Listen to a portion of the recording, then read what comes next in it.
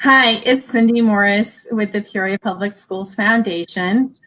We are here with our Buzz Chats. And just so you know, the Peoria Public Schools Foundation is a nonprofit 501c3 exclusive to Peoria Public Schools. And our work and mission is to support our school district in various ways. We do so with traditional ways of classroom grants for teachers, scholarships for students, mostly going to college. Then we do a lot of, in the last 10 years or so, we've been around since 1992, but in the last 10 years or so, we've gotten into a lot of basic needs support. So emergency funds, uniform and clothing fund. We do We oversee some programming, our Horizons, which is a career and college readiness program for middle school, and overseeing the Adopt a School program, which is a very long-term support program in Peoria Public Schools where businesses, organizations, and churches literally adopt a school and help them in various ways. Those are just some of the ways that we support our school district. And then I think we serve as a positive bridge builder within the community, bringing people to our school district with collaborations and positive support mechanisms. So tonight, this is our fourth Buzz Chat, and the whole purpose was connecting people that are passionate about public education, making our community stronger. And tonight we're very lucky to have Mr. Dan Adler, who has served on the Board of Education for the last 5 years. He's ending his term next week. And I'd like to introduce everyone to Dan Adler, and he can tell you a little bit about his background. And some of you may know it, but so welcome, Dan. All right, thanks, Cindy. Always appreciate the foundation's great work for Peoria Public Schools and its students and families. Yeah, happy to be here and chat. I have been told that I have a great face for radio, so I appreciate you taking the risk on doing video with me. A little bit about myself. I am the current Peoria Public Schools Board of Education president.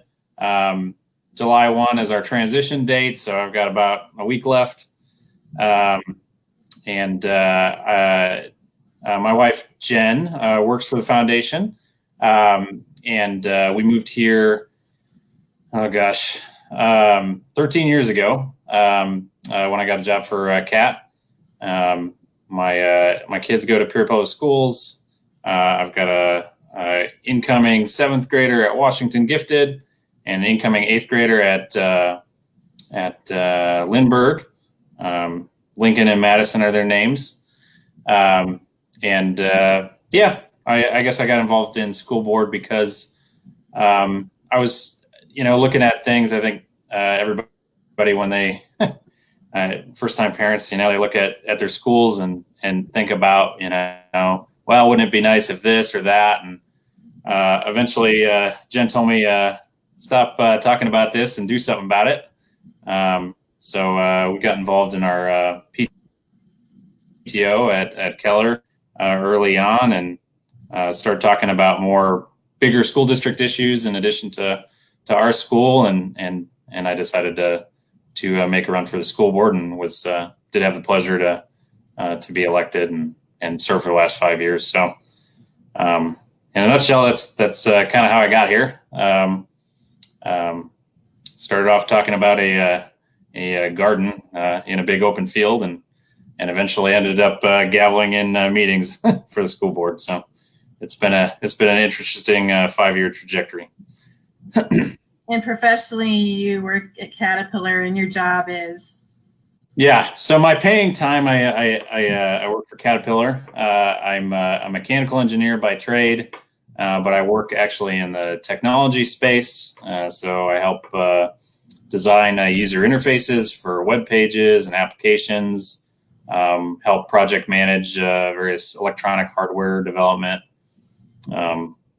So yeah, I've been fortunate to have a diversity in my my career, as well as I guess during my off time. Well, I know I've said this to you more than once, but as a taxpayer in Peoria and someone that's, proud of Peoria Public Schools and raised our children in Peoria Public Schools, thank you for your service as this elected position. I know you don't get paid to be a Board of Education member, but it's a very large time commitment. Really, the length of the term is 5 years is a very long term. So thank you so much for, serving in this capacity and your leadership.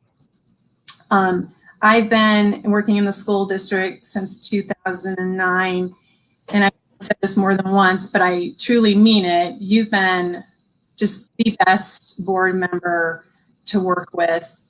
You, right from the start, you connected, and I'll never forget early on, you said, I think it was one of our first meetings, you talked about a fundraiser back where you lived or you'd seen. And, it was a very interesting concept of kind of a mini golf pub crawl. And then you actually organized and are still leading this successful event. And in the nonprofit land, I do believe Peoria is very much oversaturated with fundraising events, a lot of dinners and things like that. So as an executive director, it was extremely exciting that you came up with this idea that no one else in Peoria has done. And we need more of that, and especially in the new era of, COVID and moving forward, fundraising events will change and things like that. But thank you for all your support, not only of the school district in your leadership capacity as a Board of Education member, but everything you've done for the foundation. You've supported all of our events. You started this own fundraiser. And then I have to say, I remember a couple years ago talking to you about our administrator director position and saying, do you know anyone that would be interested? And it's a super important role in our organization. It's the person who really keeps us all glued together. And Jen's just like incredible. But you recommended your wife, and is this her second or third? She's going into her third year, I think, with us. Yeah, third. So thank you for giving us our Jen. We're so thankful for that, and we appreciate it. So, but yeah, no problem. I obviously Jen loves to do the work as well, but I think we're both committed to contributing wherever we can, and I guess being a board member has been a treat, and from my perspective, it's not everybody's cup of tea, but I really love our district and the way our school district works with our foundation. If there is some gap or opportunity to make things better for the kids, I feel like the team is never one to shut you down. There's always an opportunity to give and contribute, and I love that, and it fits well with my wanting to run off and do crazy things like organize mini golf pub crawls. So well, it's been wonderful. So we'll start off with some questions and then maybe a few personal as well, but this is more in regards to school board. But with the last board meeting you had this last Monday, and I did watch it, it was a lot of information, and I felt like I learned a lot. But what could back to school look like in a nutshell? And I know there's been, even in the Journal Star today, there was an article, and then talk about the district's pivot during COVID and remote learning. Sure. So first of all, you missed out on a scintillating 4 hours. So yeah, squarely on one issue. But Yeah, so I guess the Cliff Notes version is that we had a large, diverse committee kind of dig into what is the most appropriate way for us to go back to school in the fall, and we hit it pretty hard for about 6 weeks. And at the end of the day, the recommendation from the committee was that it's critical for us to go back to in-person instruction. The kids are just so much more engaged when we can get them in front of the many highly qualified teachers that we have in our district. But it's not safe enough yet to bring them all back at once. And so, what we've adopted is it's really a hybrid or a blended learning model where the groups of students will come, and I'm speaking kind of generally in terms of primary, middle school, and high school students, but generally speaking, all students will come back 2 days a week, and then they'll have the other 3 days of the week will be extended learning. That's how I say it. That we'll have online resources. It'll have directions from their classroom teacher on ways to take the learning that they've done in class and extend it and maybe challenge them with new skills. But this allows all of our students to really come back, for some time, albeit not, a full week, five days a week schedule. So from the committee's perspective, that was really as far as we could go in kind of returning that normalcy. And we spent a lot of time talking about how much both inside, school staff and parents, kids, community members want to see kids, in those classrooms. But, absent a vaccine, we really don't have the means to protect everybody 5 days a week.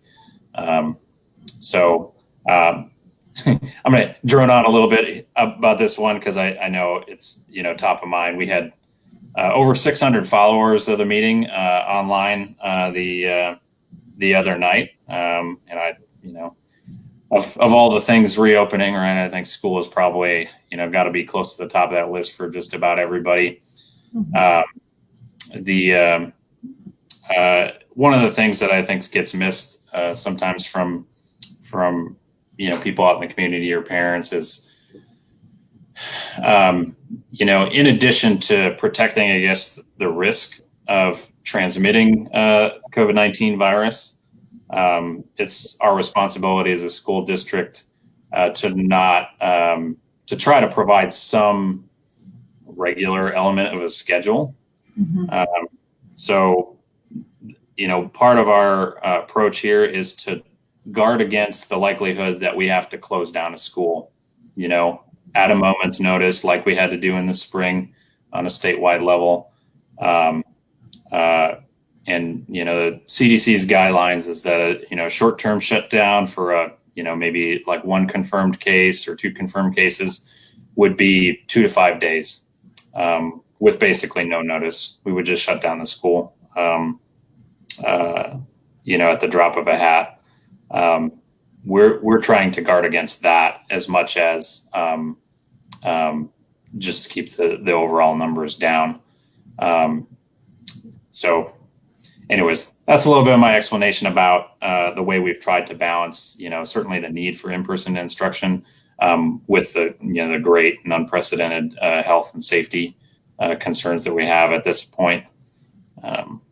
So that's most of what the committee, talked about. And there was 7 subcommittees, going over different elements of what it looks like, from everything from the actual instruction and how we deploy it to childcare that we may need to provide or at least facilitate availability of for families that are not able to manage childcare during the week.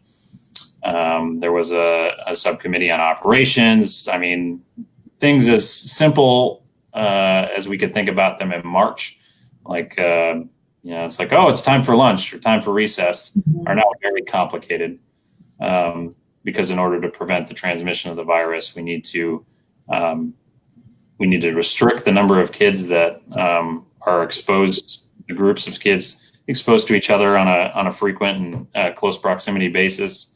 So you can't just send everybody down to the lunch hall and have it work. There's a lot of strict administrative procedures that have to be followed in order to really get it done safely. So, anyways, that's my long drawn out answer. That's what school's going to look like. 2 days a week for most people. Special ed, self-enclosed classrooms will be 4 days a week, and pre-K will be 4 days a week for a variety of reasons. But everybody else will be 2 days a week. So you talked a little bit about this in your introduction. What is it like being on the school board, and what made you want to be a part of it? I know you said, really wanting to be a part of it started when you were active on the PTO at Keller. But yeah. What was it like being a school board member the last 5 years? I know not easy, but.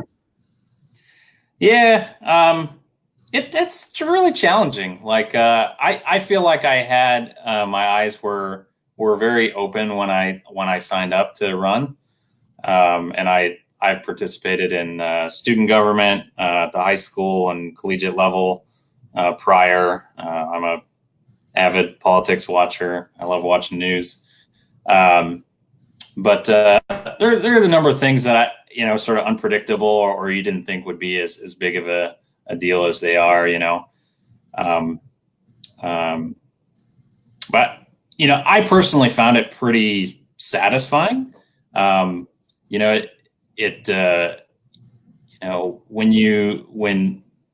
we have a very diverse and talented staff and school board, and they all have distinctly different experiences and strengths, and when we're working well together, you see those all play out, in a way that really makes you appreciate the collective diversity of the groups and teams that make up our school district. So to watch, basically our team go from a Friday when we were working on a glorified rumor that schools would be shut down, the following Monday, to like putting a plan in action. Like it was already happening. Like we were running with a rumor, and the administrators, the teachers, the sports staff, everybody just kind of pulled together and made it work. I mean, that's really gratifying for me, as someone that's, I guess, tasked with providing high level direction to the school district. Everybody pulled more than their fair share to make the most out of a pretty tough situation. So that's pretty gratifying. A lot of school board business is done in meetings, which people, I would say, traditionally don't like in general. Right. But one thing you got to appreciate with elected boards is that you don't get to design the personalities of the people you got to work with. Yeah. We all come from our own corner of the world, and Right. You got to work with that. And Eric Turner, a longtime city council member, told me that politics is all about people. And I didn't appreciate that necessarily as much when he said it. But wow, you get a really important issue coupled with some personalities and people having bad days or whatever. I mean, it can get out of control quick. Yeah. So I appreciate that our team, you know, however many disagreements we may have had on substance or style, we were always able to pull it back in. And you know, even if we disagreed, you know, take a stand and appreciate that everybody at the table had the interests of the kids in mind, and the whole team. I think, you know, that was an experience, but I found it overall pretty positive. This is kind of a nerdy thing, but the Open Meetings Act, which is something people don't typically study or whatever, but it governs sort of how we hold meetings. Whatever elected office you're a part of, you know, you're governed by that. It makes what would seemingly be an easy conversation, just two people talking, really difficult in a group of 7 or 10 or 11 or whatever the size of the board or council is. You know, there's just so many things we can't talk about in private because of the nature of the information and the importance of being transparent with the public. But they're also not great things to talk about sometimes in public. Just right. You're in a pickle. How do I deal with this? How do I ask the real question or have the real conversation occur when nobody feels comfortable having it, you know, right out in front of God and everybody? Mm-hmm. So that was a challenge I did not anticipate on the school board.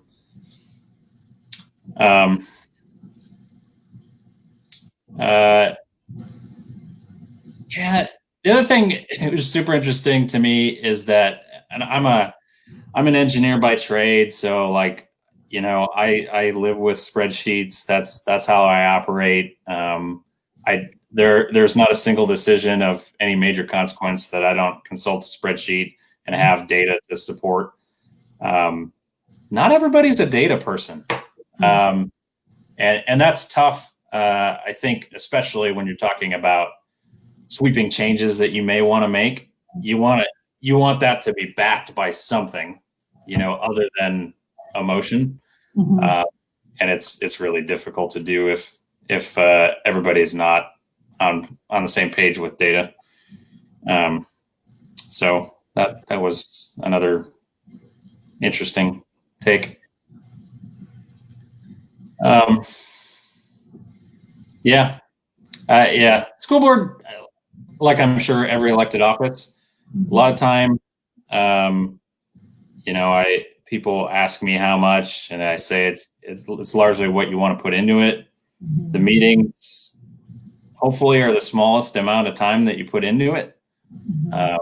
But bad weeks, you know, tough weeks could easily be, you know, 20 hours a week, which I don't know. It's probably why we don't have so many people run for school board. Well, and you were, frankly, you have a servant's heart, and I find that the foundation staff, you know, a lot of our employees were former PTO leaders. So we got in this position of our work because we were in the schools and we wanted to help with change and making the schools better.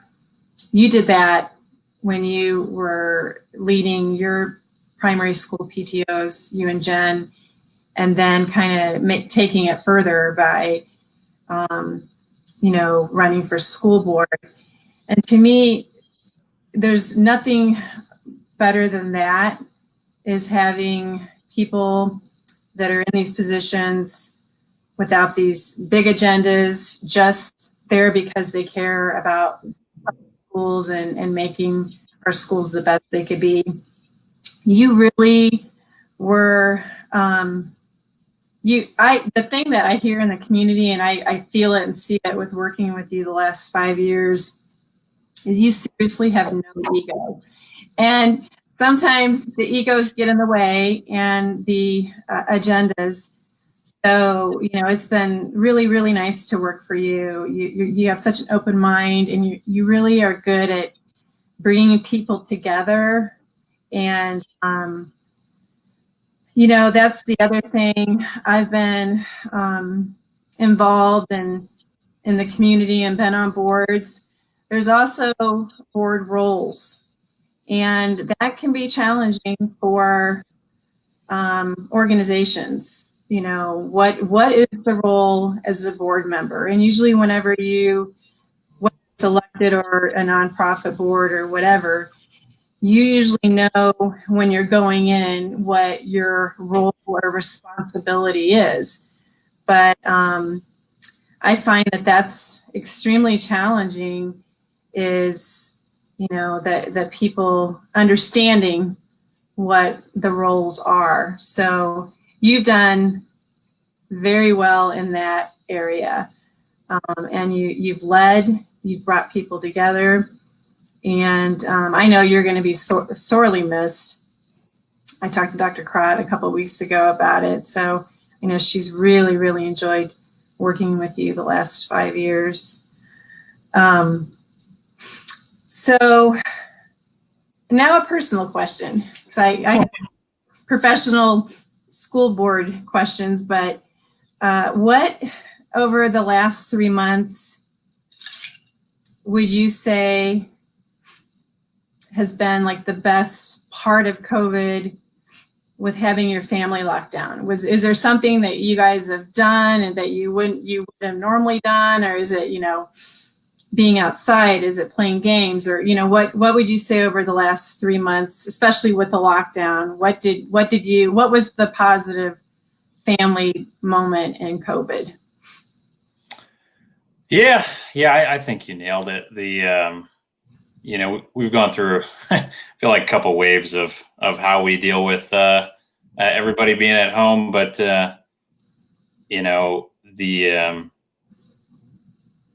there's two aspects of it. One is I feel like we've done things, played board games. A week ago or a week and a half ago, we went out to Wildlife Prairie Park, and Lincoln and I fished, and Madison and Jen hiked around, and we just spent a ton of time outdoors. And that's super nice just to do that. And I know that we haven't done it as much in recent years. But I think the other piece of it that's the silver lining for me is that I know I appreciate it more, and and our whole family appreciates that time more because of the other things we aren't doing. In the busy, hectic schedule, and I'm a baseball coach. I contribute to the chaos of organized kids' activities. Mm-hmm. To take a break from that and just play a game of cards, or have a conversation with a kid, that's been great. I think our family is closer emotionally to each other than we've been a long time. And not that we're in a bad place, but we're all tight in here together. Yeah. So that's the silver lining for me. Have you, over this break, been watching any Netflix shows, or is there anything, watching more movies? Yeah, I'm started Ozark, and Jen is further ahead than I am, but I don't know. That's like on the edge for me. It's like a little bit too much drama. Like my heart literally gets going too fast. Yeah. But yeah, we're pretty caught up on most of our shows, like I'm sure most everybody else is. Really looking forward to seeing the Hamilton recording come out on Disney Plus. I think that's going to be cool. That is going to be cool. So, will it be weird to have your Monday nights back? And you've been on probably a lot of subcommittees in that time. Are you planning on? I'm sure people want you. They think, you're going off the Board of Education, so you can come on some other boards, or do you want to just take a little break and just breathe right now? Yeah, I do want to breathe a little bit. I will miss Monday nights a little bit, but I know it'll be in good hands. Um, I do have a project already lined up. Yeah. So I don't know how many people are aware. I mean, it's hard for any news story to really break through these days, but it was recently announced as part of the state capital bill that Peoria Stadium is going to get about $5 million for upgrades, which I don't know, a little bit ironically, I mean, was one of the first things that I got involved of talking about on buildings committee when I joined the board. Right. And the financial investment required was always the biggest gap. We have great renewed relationship with the neighborhoods around the stadium. Okay. In large part due to Dr. Crott and her outreach. We have, facilities and finance folks that have been, really working steadily to get plans laid out of how we use the money, when we get the money, and now, due to a multi-year effort on Dr. Grott's part, we've got a big pool of money to reinvest in a really historic and I think necessary asset for the Peoria area. That's great.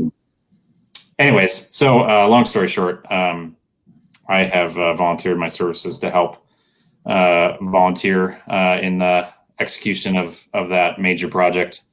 And so I'm going to be taking off my board hat and putting my stadium hat on and jumping right in.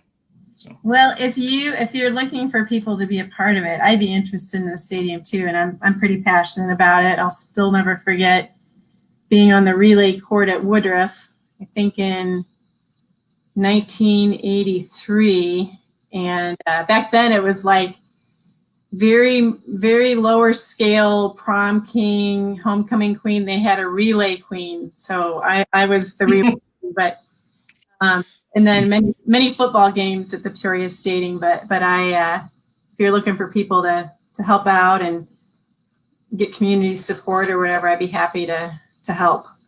Yeah, absolutely, that would be great.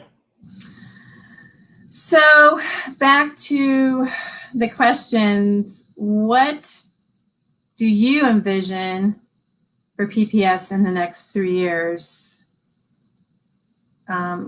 Basically from your time on the board for 5 years. I know there's strategic plans being, put out for the next 3 years. How do you see that playing out? I expect continued growth. I think, the whole team has really done a great job getting a firm foundation set up. I'll talk about some of this next week, but after I got elected, typically you meet with a number of the administrators and kind of get a debrief on like state of the district. And for me, this was like May 2015. And when they handed me that budget book that said we were going to have a $13.5 million budget deficit, yeah. I couldn't sleep for a couple of days. It was immense. We've worked on that very hard. At the same time that we've been diligent about, driving up teacher pay, and campaign for, continued investment in our school buildings, all while driving that deficit down. That puts us financially in a very good spot. And I know the team is continuing to work on innovations, to drive up our academic progress.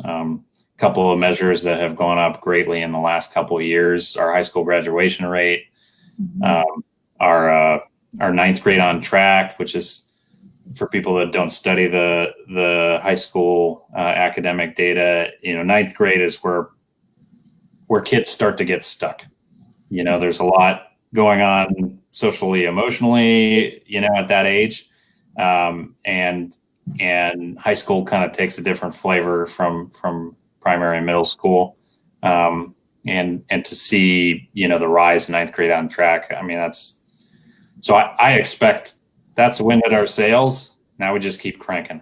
That's where I expect us to go.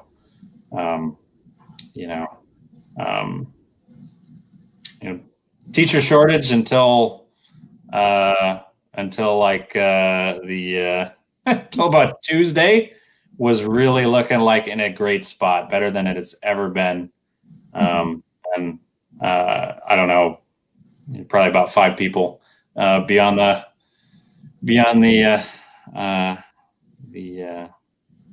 kind of district team that probably know about this, but there was an executive order that was signed on Monday that canceled all of our international teaching visas, of which we had 20 lined up, which is just devastating.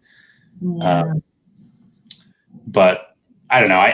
I've been in the foxhole with our team for 5 years, and there is no other team that I'd rather be in a foxhole with. So as disappointing as that kind of lost progress is going to be to next year, I am certain that they're already working on alternatives to fill the hole. So you've been the chair of the board of, or the president of the Board of Education for, is it the last 2 years? Yep, last 2 years. And then, so do the other board members, they elect so you run and then they elect you? Yeah, so we're elected from within. Right. So is there someone up for the president when you leave that, for next week? They actually excluded me from the ballot distribution. Okay. But I know that there's at least one person running. Okay.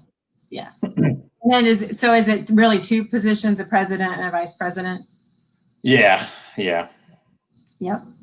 So next Wednesday is your last official day. I know one of the questions, and you already kind of answered with being involved with the stadium, which I'm so glad to hear that you're still being involved, and that's something you're passionate about and you got involved with from the start. So that's really, really good news for us. What are your plans after you finish your term? So you'll still be involved in that way. I mean, your kids are like at this real pivotal time, getting close to high school. So, and you coach baseball, right, with Lincoln? Yeah. I've actually got a baseball game Wednesday night. So I'm not taking a lot of time off. I think we've probably practiced, 10 times in the last 3 weeks. Baseball's a pretty good commitment too. So I got that. We'll go through the end of July. And keep me busy, that in the stadium. But yeah, other than that, I'm a little bit uncharted. Work is weird right now. I mean, being at home is nice. I see the kids more, and I think the little downtime between projects and tasks for the day, I mean, it's always great to spend with your family. But I mean, there are so many meetings now because everybody's at home. It's chaotic. So I'm not beyond what I've already committed to, which is probably too much already. Yeah. I'm not really ready to jump into anything else yet. But I love Peoria, and I'm going to find a way to maximize the amount of benefit I can provide to our community. So I'll be on the lookout for other projects. Well, I'm hoping, I know I've told you this before, and knowing city council, that position pretty well personally myself, you're the right kind of person for other positions out there. And I hope that maybe in the future, if not you know, in the next year or two, something that you will consider, because we need, you know, people like you that don't have the agenda and we just care about the community and making it better. So I'm hoping that maybe you'll be in an elected position at another time. Well, I appreciate the vote of support. Yeah, so I'd support you for sure. Well, I know those were kind of our main questions. Did you have anything else you wanted to say about Peoria Public Schools, about your position, about, you know, your kids are getting into that pivotal time close to high school, and what do you want for them in the next couple of years, because that transition's big from middle school to high school? Yeah, I I guess I want a lot of things for my kids, but I don't really see anything that's not achievable for them. I think, you know, my kids, you know, I think just like any other kid that goes to Peoria Public Schools has a world of possibilities and great great life paths that they could run down. And from my own experience, it took me a long time to decide, you know, where I wanted my career path to go, and to recognize that I was interested in, you know, being active civically, and you know, I just want my kids to take the opportunity to try as much and follow their interests early, because there's at a certain point, you know, you can't recreate your high school experience or your middle school experience. You know, it's worth it to put yourself out there and take a risk on something you may not be good at, or maybe you don't even eventually like. There's too many great relationships and skills that you could find for yourself just by trying something new. Right. So that's really what I hope for them, is that they're not too shy and not too risk averse to put themselves out there. You know, one other thing I just thought of, and you and I are big believers, and we know the importance of strong parent-teacher organizations. And I'd say over the last 12 years, things are different in that arena. But what advice would you have to parents? You know, and you know, I was actively involved in the PTO at my kids' school. You were, a lot of my staff the same. But how do we encourage parents today and moving forward that say, like, you know, they just don't know, like, but it's so important to get parental support, and it looks different from primary school to middle school to high school. But how do we engage? I know that the PTO council's been formed and active, but what advice do you have out there to parents and teachers to really become more involved with this?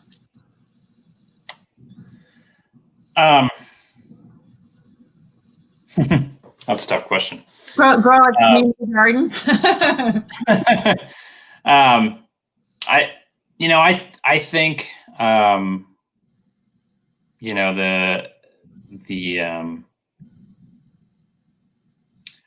I think, you know, as parent organizers and as you know, schools, you know, if we give people a safe place to bring their desires and passions and stuff for their kids, you know, I think that's sometimes the challenge in terms of getting better engagement. You don't find people out there that don't have opinions or things that they think could be better. What I think we find is, you know, a disconnect between, you know, that sentiment, you know, that desire for something better or an improvement or concern to the action it takes to actually make it better. And I don't have a magic recipe for, improving overall parent engagement at schools that, maybe struggle with it a little bit more than others. But I think the recipe involves that safe place. And, for parents at Keller, it was not difficult necessarily to assemble a room of 20 to 30 parents, particularly if there was a hot issue that they were interested in, or even if there wasn't, and start to kind of break down the work and how do we, do something. But I think that room looks very different, whatever the room is, whether it's a, cup of coffee in the morning or maybe, hopefully, this COVID experience will encourage us to use virtual meetings in a way that's more, effective than in the past. Because, to be honest, this tool has been sitting out there for a while, both in and out of school, and we haven't leveraged it for all it's worth. If actual geography, getting in the same place, is the problem, then technology can help us get rid of that. Yeah, I've grown to like it, and I've talked to a few people. Amanda Campbell and I had a conversation this week about it. You can save a lot of time with the travel, and oftentimes you can still even be at your office at work and still, doing a little bit of both. And it is just really an efficient way of meeting. And I'm not a huge meetings every day kind of person. I'd rather not do that. So I'm hoping that that's one thing that kind of sticks, that we do more of I understand the importance of human connection and being together, but it is in the sense of time, it really, I think it's efficient. So. Yep. Well, thank you once again, Dan Adler, for your service on the Board of Education. You've done an outstanding job. I can't say that enough. And I'm super glad to hear that you're still going to be involved with the stadium. And I know you're going to be a friend of the foundation, as you have been very much so the last 5 years. And next week, we are going to have, with Buzz Chats, Mr. Andre Allen, who is a foundation board member, and we're having him on next Thursday to talk about being a parent of younger children in Peoria Public Schools. He started a mentoring program at his alma mater, Sterling, and how at his professional workplace, Methodist College, how they've pivoted with COVID. So those are just things up for next Thursday. I was telling Dan before we entered the broadcast, we try to bring in diverse speakers with these Buzz Chats, and kind of for the summer, we're looking at having a principal on, a teacher, and other community leaders. So again, thank you, Dan. I know next week we're going to have a little celebration, and hopefully we'll have your friends and supporters there, and sending you off with big thanks. So I hope everyone that's listening has a good evening, and we'll see you next week. Thanks, Dan. All right, thanks, Cindy.